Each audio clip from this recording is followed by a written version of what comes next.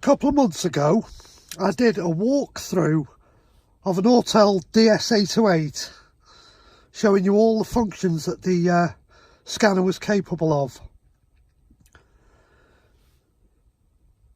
You've probably seen I've now got a Launch X431 Pro Mini S, and I've used it in a few videos, but I haven't done a walkthrough of all the screens, all the capabilities of the scan tool. So that's my intention now. Anybody who's looking at these knows it comes in a nice case with OBD1 adapters, which I've never ever used. USB cable's mine. There's all the cable in here in this bag to connect up to the OBD1 connectors, and an extension lead which I'm going to use tonight to plug into the OBD port and plug the Bluetooth adapter into, so I'm not grovelling under the dash to find it. And the scanner lives in its case and it's really secure in there. Another couple of adapters, BMW 20 pin, Mercedes-Benz 38. Let's run through them quickly. GM and Vaz is a Russian car. Honda 3, Toyota 17, Toyota 22, Chrysler 6. Never had any need to use any of these. The only OBD1 adapter I've ever used was not with the Autel or the Launch, was with my Snap-on Modus, and that was a Mazda adapter to talk to a 2-litre Mazda 626, which was a 1996, and it worked. Anyhow, let's get back to the Launch.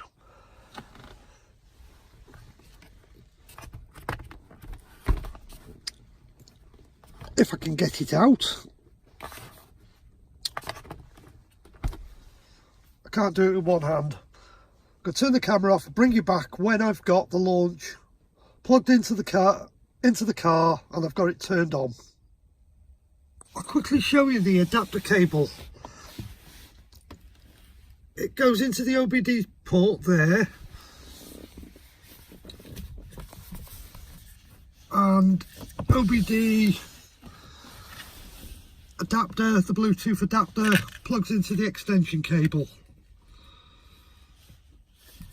And I'm just going to throw it in there. So that's the extension cable. Right, Launch is booted up. So let's fire the program up.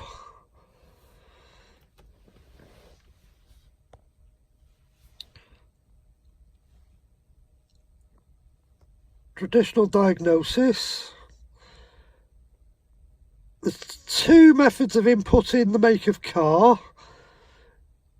You can either click on Asian and find the car you want. I'm in a Toyota tonight. I can do it that way.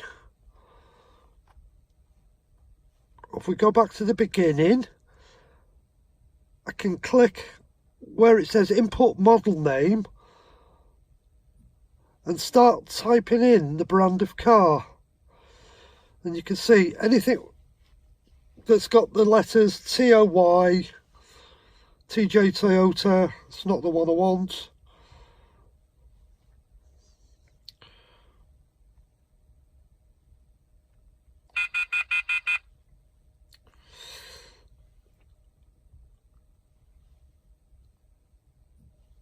TOY, and it brings up Toyota. That's the vehicle I want. That gets you to this screen, or you can do it the other way by clicking Asian, scrolling down till you find the appropriate vehicle, then clicking on Toyota. Takes you to the same screen. Click on Submit, and that loads the Toyota software. Then you throw in a couple of choices. How are you talking to the car? Are you on the 17-pin socket that's in the box, the 22, or are you on 16-pin data link connector, which is what we are? There are other options on there. We'll come back to this in a sec. If you click on Select Area, it gives you Japan, North America, Europe and Other. Well, I'm Europe and Other. So I'll set the area. So I've now told it I'm in Europe. Then you've got History, which will take you to all the Toyotas you've scanned. And your help screen, where you've got a few options where you can, I think I need,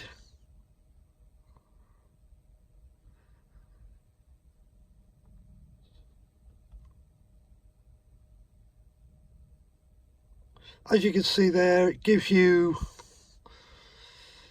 a bit of information. You can read the screen, stop the video, have a read. That doesn't interest me at the moment.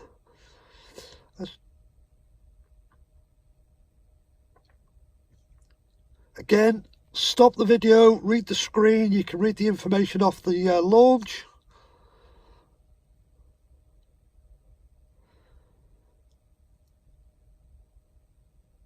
Again, stop the video, read the information on the launch.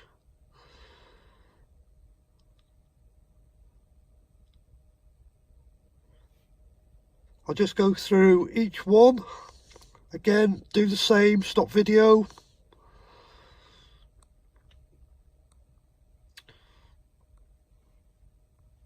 Some of these screens are the same as before.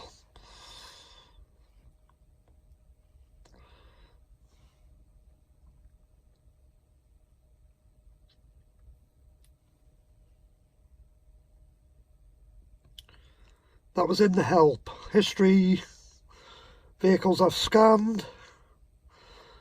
I showed you set area.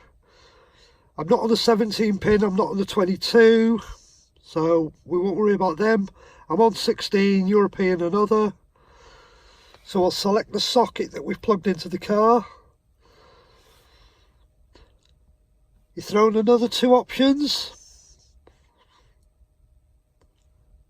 Again, you can stop the video, read what it said. I'll just run through this list and throw the launch on the floor of the car.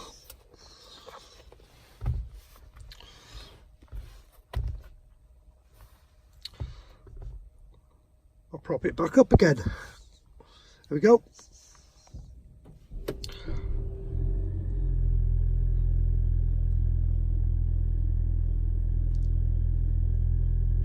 These are all Toyota model codes.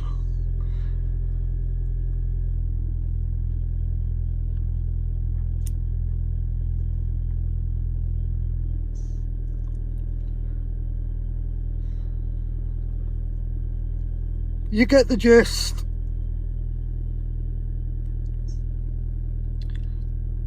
The best way to do it, automatic search.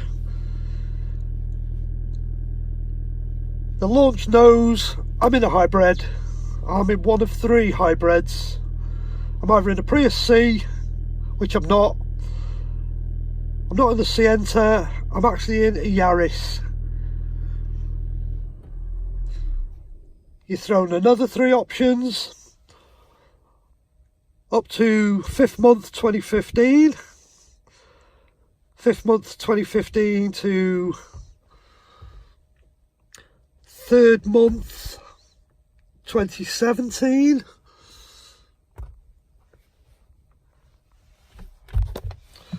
I can't get this thing to stand up tonight. Let me get the steering wheel in the right place and prop it up.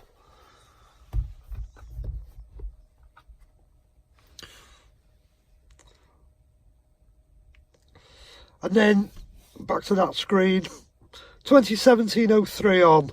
I know I'm in the 2016 car, which will be 2016-07, so I'm in that range. So just come with two different types of key. Either a key you put in a slot and you turn like 99% of older cars, or as with most cars these days, all you get is a key fob and then a start button. So this is classed as a smart key.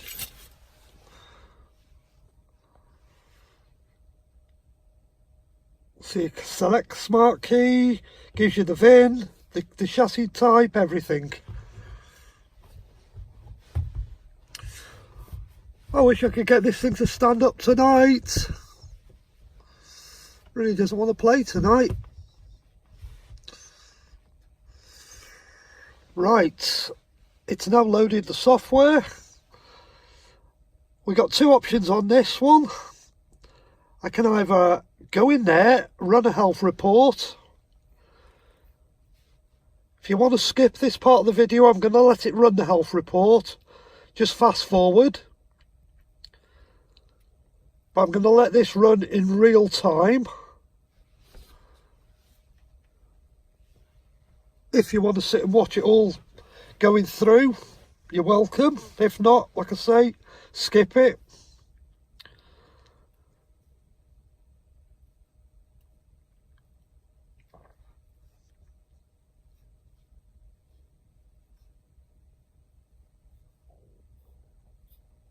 What it's doing here is looking for all the available computers that are in the network that it can communicate with.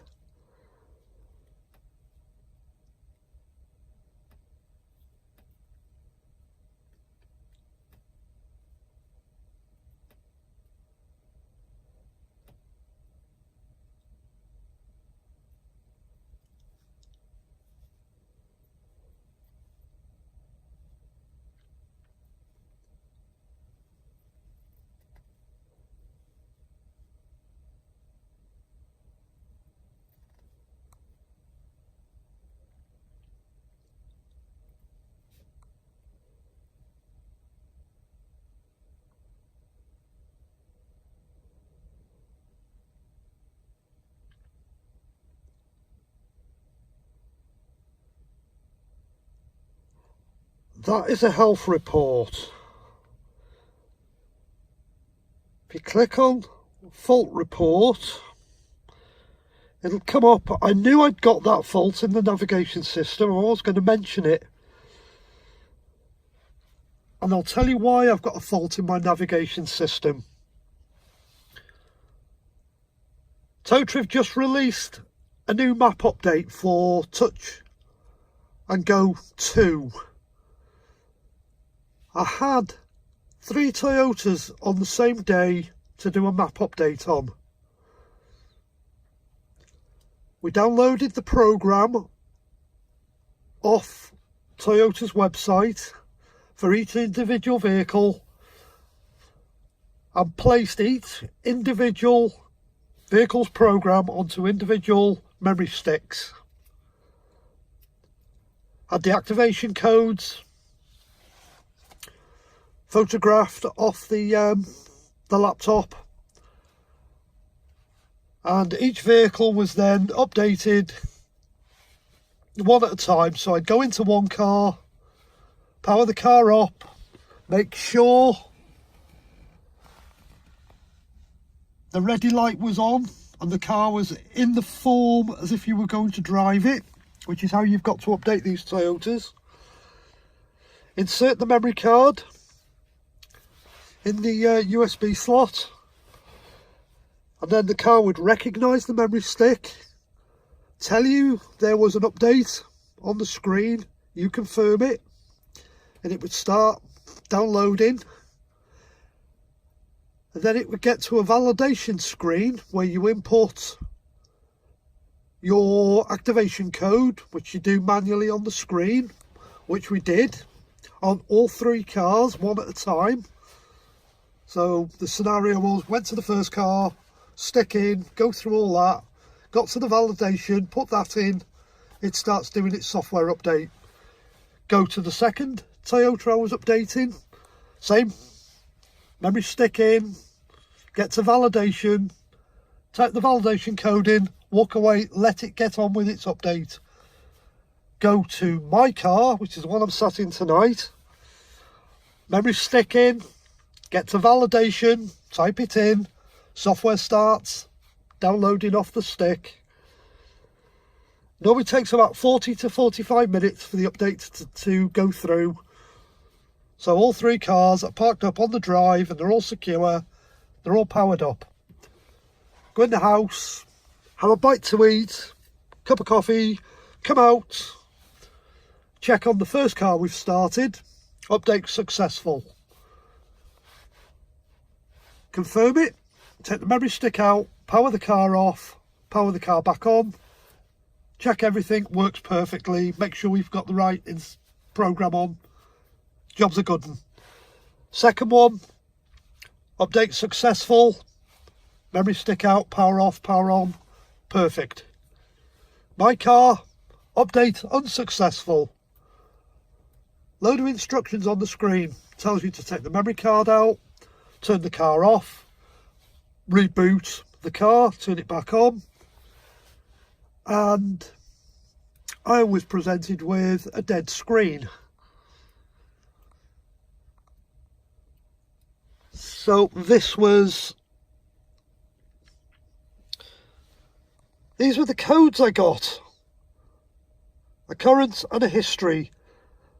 The sat-nav's still plugged in to the car, and it's telling me the module's disconnected. It isn't disconnected, it's still wired up to the car. I've been down to Toyota, they've plugged their computer into it, they're getting the same 2 codes out of it, and apparently the chipset in the sat-nav computer is bricked and it won't talk to anything. So that's why I've got them 2 codes.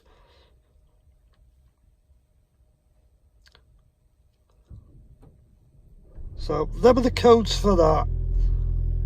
They're the only codes in the car and I know about them, so I'm not going to worry about them. So let's go back to fault report.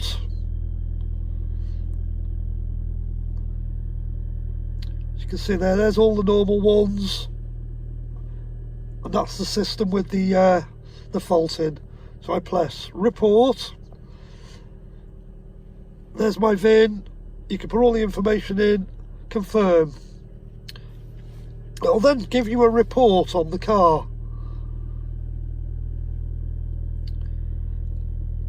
And it'll give you the faults.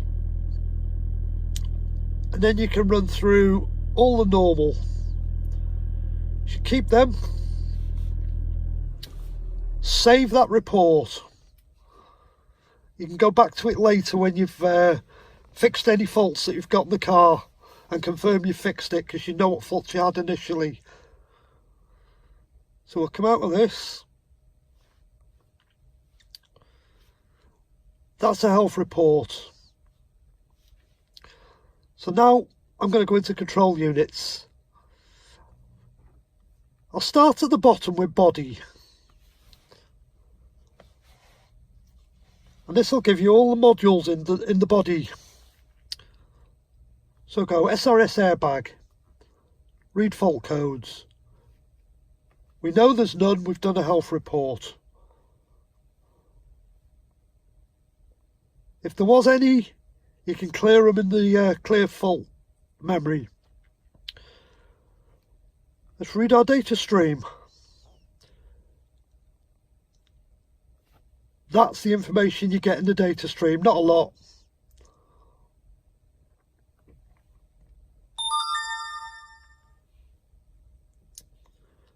Let's go special function. Again, I'm not going to do it.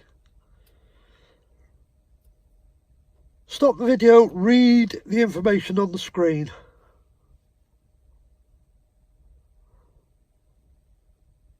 So that was the SRS airbag. Let's go air conditioning.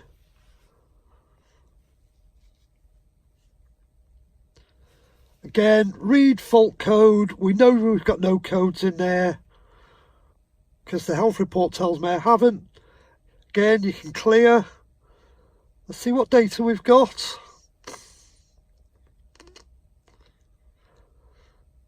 We've got 33 PIDs. I'll scroll through them slowly and you can stop the video at any time to see what's in there.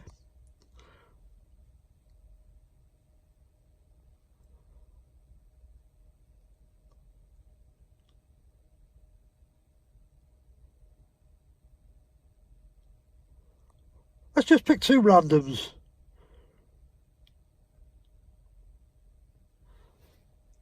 Let's pick them three as a random.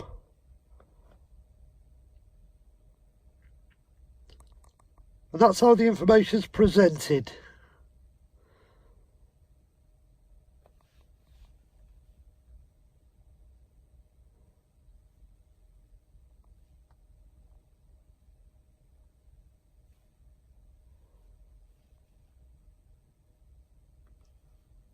Actuation tests.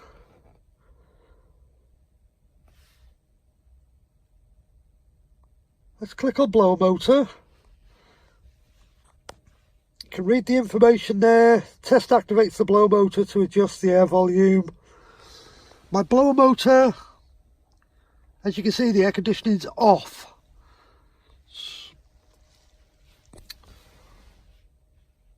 So we're going to select this test and I'm going to go monitoring data.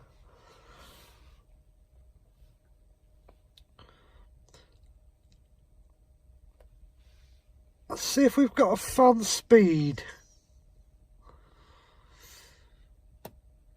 We've got a fan speed, so we'll pick that one.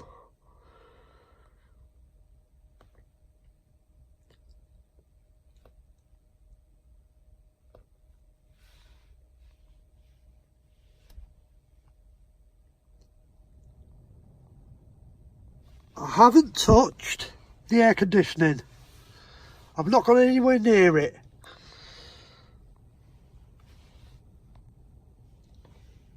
I'm going to touch the arrow.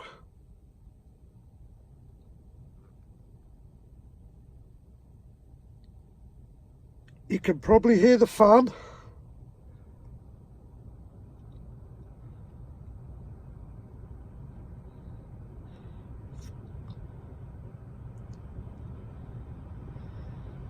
And if you watch the digital display on the air conditioning, as I'm increasing the fan, I'm doing all this through the scan tool. I'm not touching.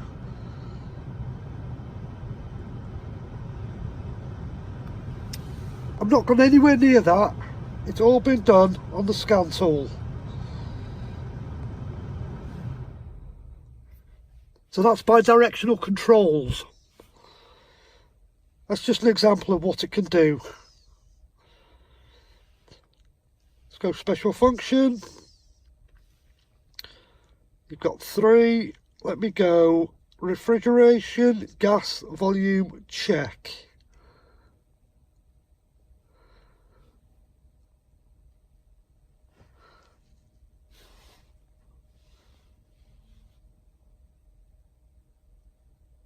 And it gives me some information here. Engine is on, ignition is on.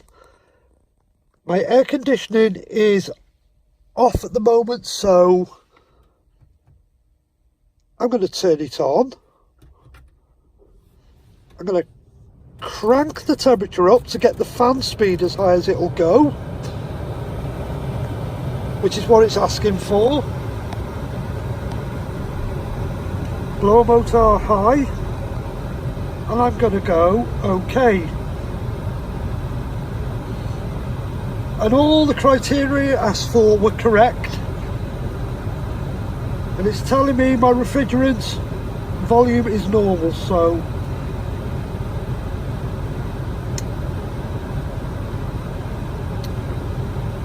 that's something that could be handy if you're looking for an air conditioning fault.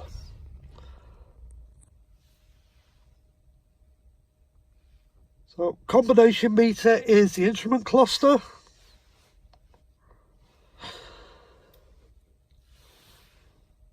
We know we've got no fault codes in it. You can clear the data. We can read data stream.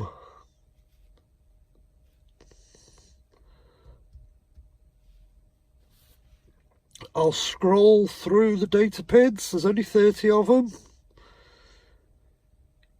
Again, stop the video anywhere you like to see what's there.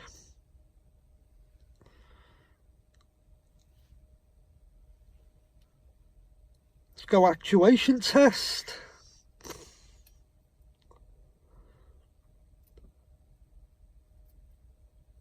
Bidirectional control.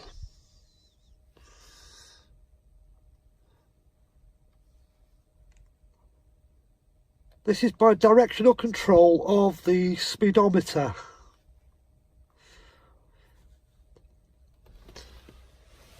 I don't know if you can see the speedo. I'm not moving. There we are. I'm not moving. Car sat still. I'm in park.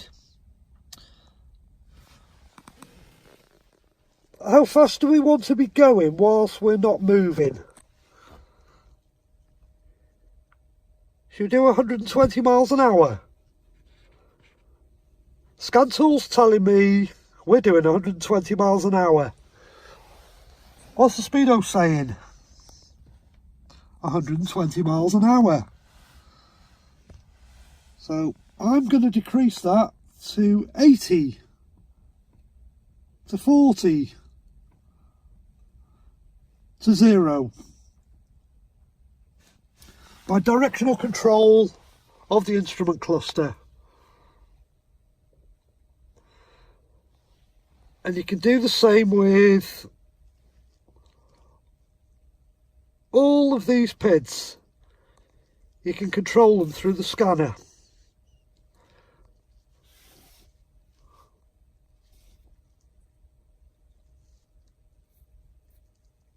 See what we've got under special function.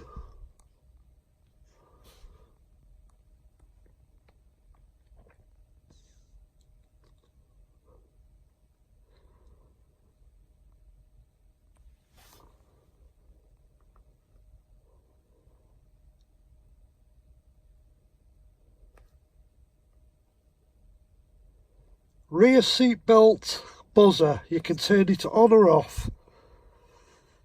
Kids use my car, I like to know they're in the car, I like to know the seat belt's on, so I'm leaving that alone.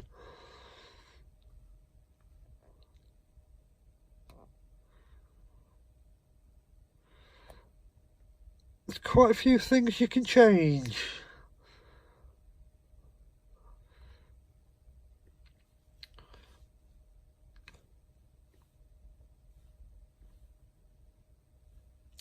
That was the combination meter we've just done. This video is going to go on for a long time.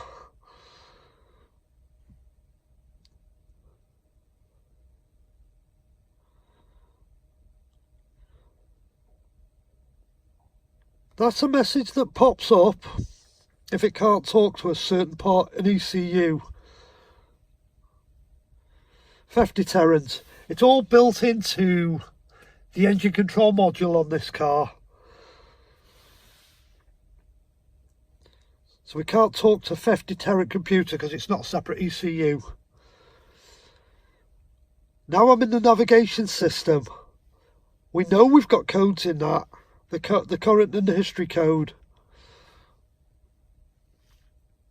Being as we've got a fault, I'm not going to clear them. Let's read the data stream on the navigation computer. I'm going to select the whole page.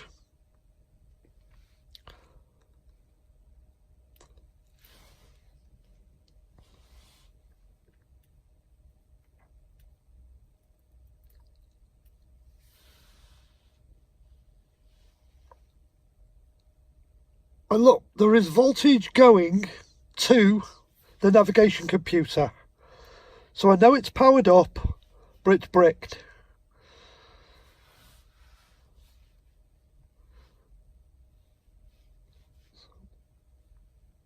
We can still talk to the silly thing.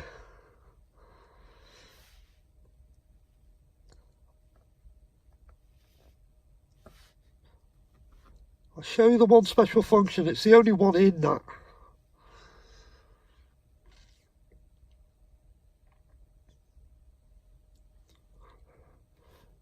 Again, read it, stop the video. I'm going to click OK.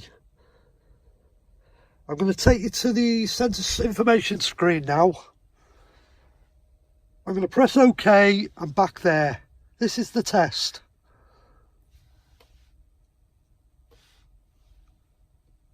Do it again in case you missed it.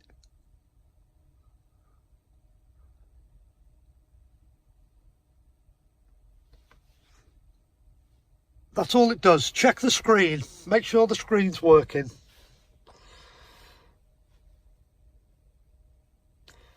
So let's go into main body.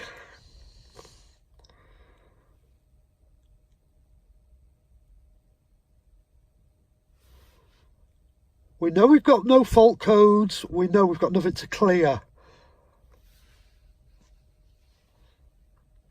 Let's read some data out of the main body and see what we've got. We have 95 PIDs.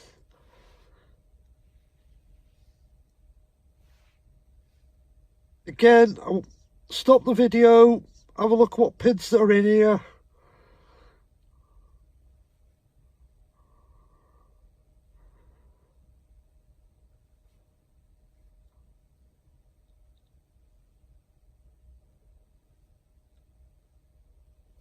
A lot of PIDs.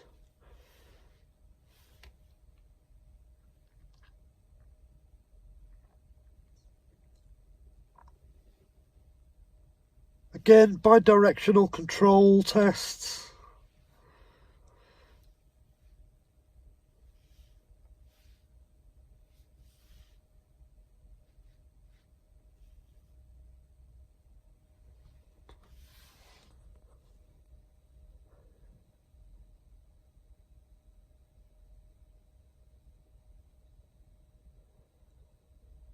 I'm not going to do an initialization of my main body module, but you get the gist. Read it, that's what it can do.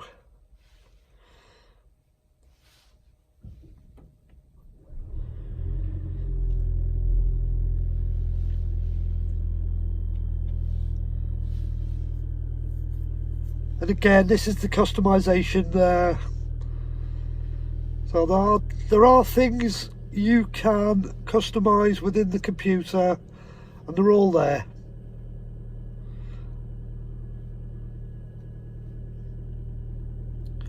That was the main body. Let's quickly go into central gateway. That's a function that's not available.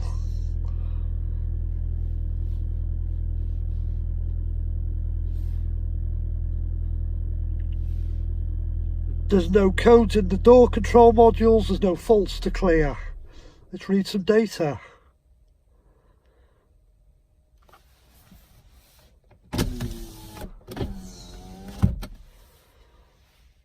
Let's select the whole page and click OK.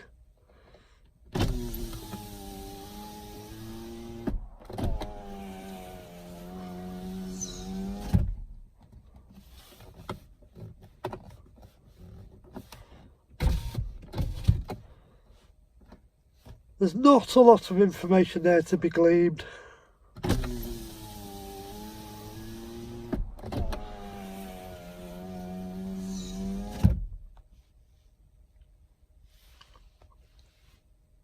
See what actuation tests we've got. Power window. No monitoring. Let's wind the window down. and wind the window up. Again, that's all done with the scan tool.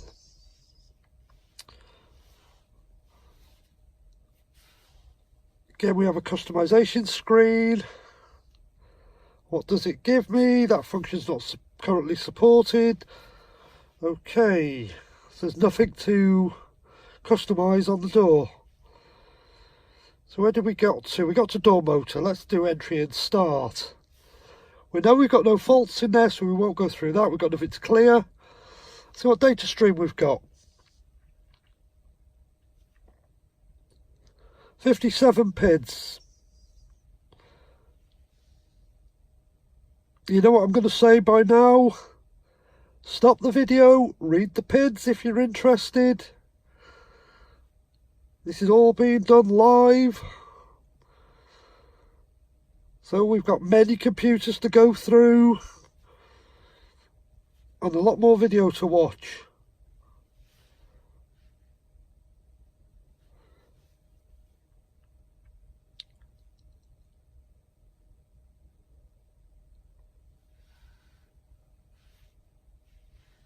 Them are the PIDs that you get in your actuation tests, in your special function.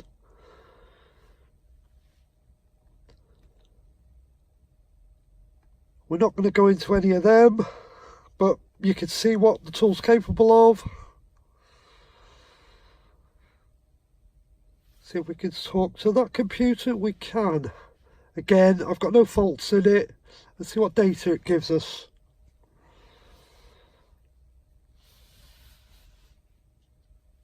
"22 PIDs on that one.